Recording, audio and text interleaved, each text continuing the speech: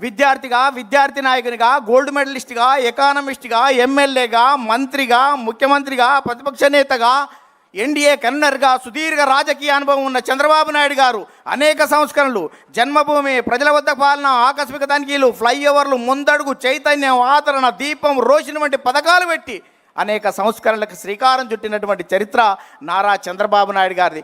అందుకనే 44 సంవత్సరాలు గడుస్తున్నా నారా అంటే జనం రారా అని పిలుస్తున్నటువంటి చరిత్ర ఈ రాష్ట్రంలో ఉందని.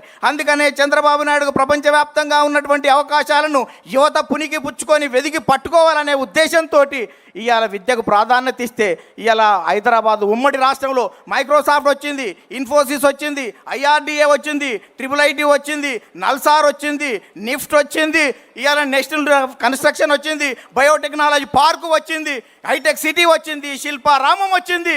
ఇవాళ భారతదేశంలో, ప్రపంచంలో తెలుగువాడి ఖ్యాతిని నలుదికలా విస్తరించినటువంటి చరిత్ర ఇవాళ చంద్రబాబు నాయుడు గారు దాన్ని ఈ సందర్భంగా గుర్తు చేస్తున్నాను. అందుకనే ఈ రాష్ట్రం విడిపోయిన తర్వాత కూడా ఇక్కడికి మనం ఐటీ గురించి ఆలోచిస్తే సార్ ఏఐ గురించి, క్వాంటం గురించి, ఇవాళ డేటా సెంటర్ల గురించి మనకంటే ముందు ఆలోచిస్తున్నటువంటి మీ నాయకత్వంలో ఈ రాష్ట్రం సుభిక్షంగా ఉంటుంది.